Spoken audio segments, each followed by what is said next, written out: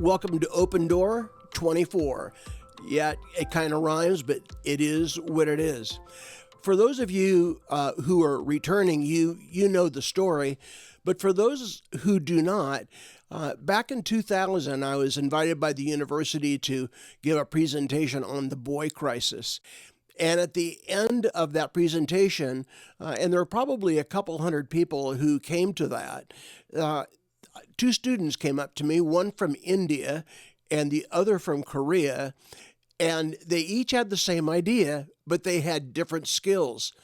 Ankit, who is from India, is a video technician, and he said, "You've got to do a podcast." And Sam, who was from Korea in his roots, he said, "And it's got to get recorded." And I told them, I am very much, as far as technology goes, deficient. I'm dysfunctional, whatever the word is, I don't do it. And they said, "If you would provide the copy, then we will provide the technology." So that was again in January of 2000. And so that started the relationship with Open Door. And you know what happened in March of 2020, COVID hit. But between January and the end of March, there were over 7,000 hits worldwide on Open Door. I had no way of ever knowing that would have happened, but it did. And so on and off since then, I've done an episode here or there, but nothing consistent. But beginning in 2024, I have a plan that's in place and it's sustainable. And so I'm going to be releasing a show about every 10 days on Open Door.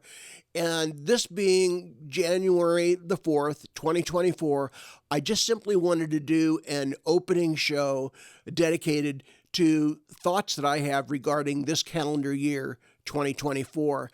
And I've been thinking about this, and I'm going to borrow a word that is used by Tim Sheets, who's a prophetic writer, author, pastor. But it's also a phrase or a word that is used by other people in the prophetic community. And that is that I see 2024 as a tipping point year. Not as an era, not as a decade, but as a particular year. And I will try to convince you why I think that. So when I think about the word tipping point, when I think specifically about 2024, I think by way of context. And here's what I mean by that. People living in the 1920s and 30s were consumed with a cultural reality, and that reality was the Great Depression. The Great Depression spawned or birthed a work ethic and a resilience next to none. The culture of the Great Depression demanded people to think fiscally or financially in very, very conservative ways. And so they did. They naturally became very conservative savers. And those would have been the folks of my grandparents' generation. And I have vivid memories of them being very, very conservative in financial ways. Well, you fast forward that to the next generation, and that would have been my parents' generation, that is referred to as the greatest generation. These people, my parents, were the recipients of the financial assets and savings of my grandparents. Like my grandparents, they were financially conservative, but they also became very, very conscious of the necessity of investment of asset, for which they did. And so I can remember them being very aware of finances. Now, when you think about my parents' generation, you would want to be thinking in terms of historical watermarks like Watergate, like the moon race, like the British invasion with assassinations, things along those lines that really seem to define them. And the result of that generation, of the greatest generation, my parents' generation, were children. And we call those baby boomers, of which my brother and I are very much a part of. And so when you think about specifically the financial assets and holding of the Depression generation and the greatest generation, people in the financial world today tell us this: is that the greatest financial exchange to take place is either happening, it is, or has already finished. Those funds have been transferred to the next generation. That would be my brothers and my generation. Those monies from those penny-wise individuals are now being transferred to a next generation, and that brings us to today. So when I think about my kids' generation, that is to say, people that are born in the 80s and 90s, I refer to them as the Friends generation, as in the sitcom Friends. I would refer you to the tragic and sad death of Matthew Perry very, very recently.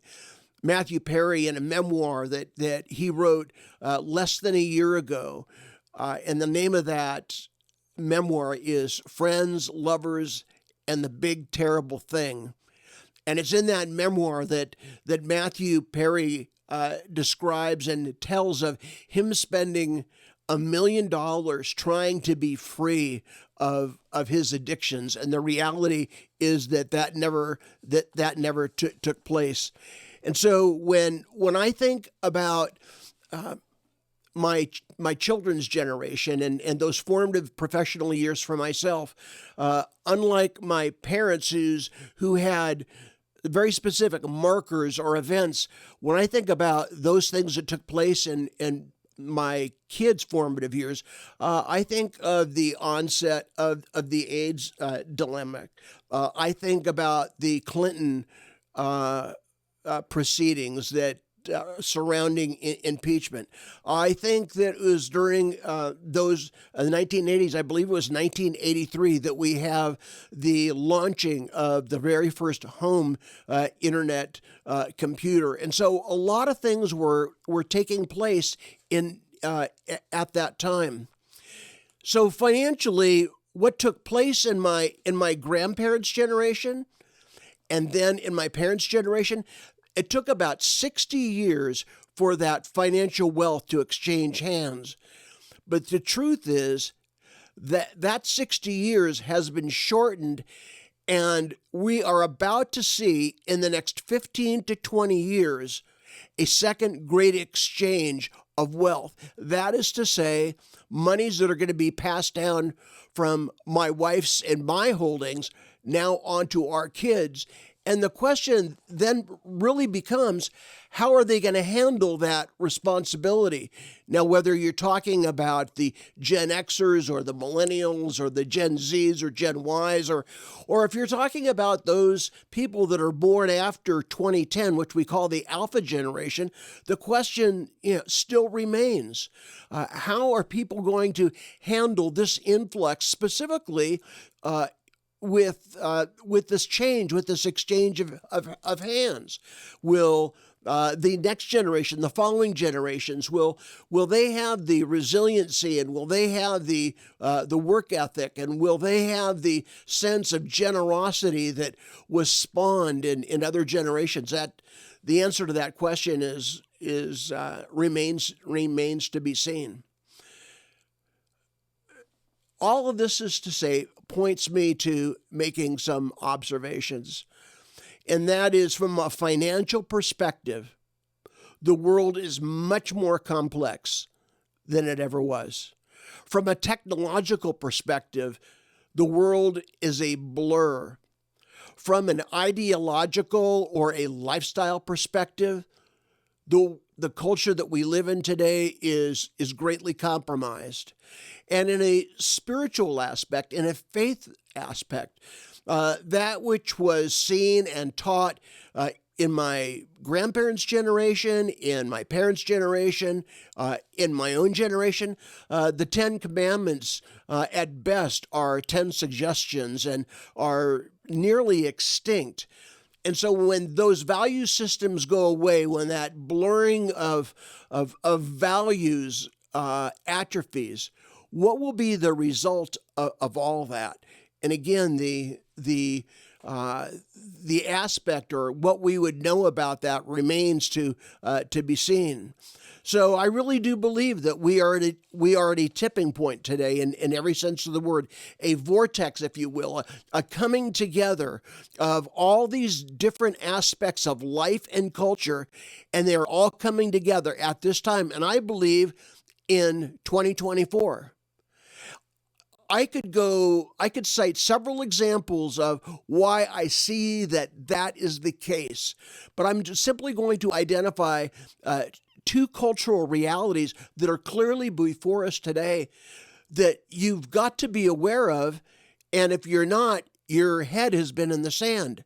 Why is 2024 a tipping point year? Two ideas. The first is the war in Israel currently. This is not an Israel challenge or dynamic. This has worldwide effects. And as a former pastor and educator and counselor, when I look at the war in Israel, I see it as a tragic exchange that has taken place. The collateral lives that have been lost are momentous. But beyond that, Scripture tells us that the Lord God loves Israel, and that people who call themselves followers of Yahweh or Yeshua would also love Israel. So I see that the Israeli crisis is a big deal. But a second reason that I see the 2024 as a tipping point year is because this is an election year in November. The United States has an election before it. We have a sitting president who's 81 years old. He followed a president that was very controversial. Our current president in this sitting station of his life has been seen as controversial. I am not going to turn this into a political podcast, but the reality is that these 2 points, the Israeli crisis and the crisis of an election year, point to a tipping point year for the United States and the world. So in the time that I have remaining with you, and don't be impressed with the fact that I'm aware of a clock, because I have a clock right in front of me that's been that is a real reminder of how much time that I have. I want to apply a biblical verse that really coincides or applies well to the concept of tipping point. In Galatians chapter 4, the Apostle Paul writes, and he uses these words specifically. He says, in the fullness of time, God sent forth the Son, the Messiah. That phrase, in the fullness of time, what did he mean by that? When I look at the ancient world, and as a pastor and as somebody who is trained in seminary and has an earned doctorate, I know that in the fullness of time, Paul would have been talking about the political scene. Rome was expanding. Roads were being built. Economy was being developed. The philosophical academies were entrenched. The sophistic movement, the Epicurean movement that had everything to do with pleasure and the circus and drama. In fact, it was the Epicureans who said, our stomach is our God. That was the culture of the day. That was the fullness of their day. And so when we talk about the fullness of time, God had a message to bring forth in such a time. And I believe that we are living in days where we are captured with a very full culture before us, a culture that is complicated by its finances, by its politics, by the challenges that are faced with ongoing education. And we need to be aware of that. And yet the aspect of having the easy out is always there before us. When I look at our contemporary culture, When I look back and I did research on our culture to prepare for today, I learned that in 1980, when Ronald Reagan was president, that the budget, the indebtedness of our nation was about $84 billion. Billion dollars, $84 billion in 1980. If you're sitting down or if you're driving, you might want to pull over. The national indebtedness today is not in the billions of dollars. It's $34 trillion. And what this tells you is that no political party, Republican, Democrat, Libertarian, has been able to come up with an answer or a discipline to stop that level of spending. My wife tells the story that when she was a little girl, she and her sister, they wanted to either go out for dinner or wanted to buy a new dress. I don't know what the situation was, but when they went to their dad and asked them, can we go out and purchase something, he made the response, well, we can't afford to do that right now. To which my wife responds, well, why don't we go to the bank and buy some? And so this is the attitude, especially financially, that we've had here in the United States. In a few weeks' time, probably in about 2 months' time, I'm actually going to be bringing on a financial analyst and interview him and talk about his perspective on what he sees as what is important to resiliently come back after financial loss. That'll be a great show, and I'm looking forward to that. I just spoke with them yesterday to confirm that show. So I believe that one answer for people of faith, or even if you're not a person of faith, an answer to balance the tipping point is summed up in one word. It has 3 letters, and I'm going to give you 3 concepts, and then with that, I'm going to say goodbye. I believe that we live in a now time. This is not a time for indecisiveness or lack of discipline. If you want to make 2024 a year for now, that N represents that you're most likely going to have to do something new in your life. Now, I'm wanting to tell you that if you're going to be asked, or if something crosses your radar screen that you're going to need to do something new, usually internally, mentally, emotionally, you're going to have pushback. You're going to have the 7 last words of every dying organization. We've never done it that way before. To do something new is going to involve risk. To do something new is potentially to involve somebody else to at least help you idea share, whatever that concept is.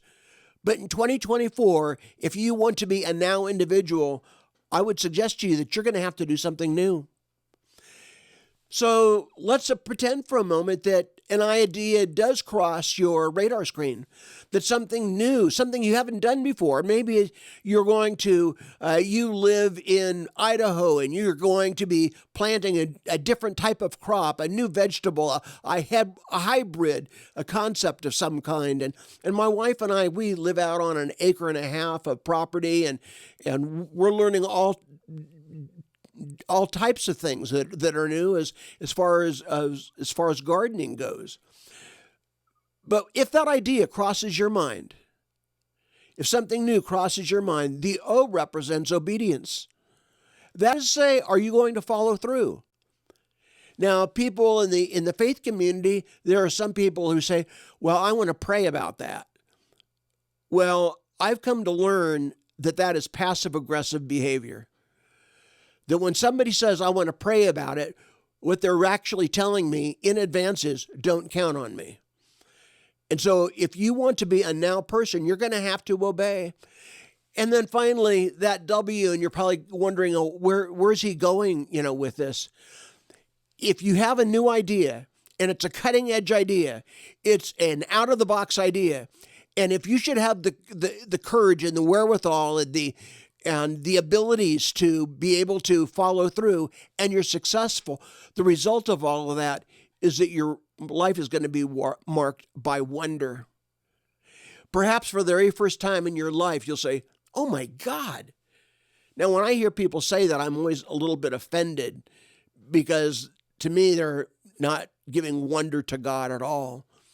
But wouldn't you want your life in 2024 to have an element, to have a dynamic, to have a result where when somebody says, "How did you do that?" then you very easily can say, "Well, it wasn't necessarily my idea. I did not work on this in a vacuum. I had people help me." And I want to tell you that your life will be marked by an incredible dynamic that you've never experienced before. 2024 on Open Door. I believe that decision takes place right now.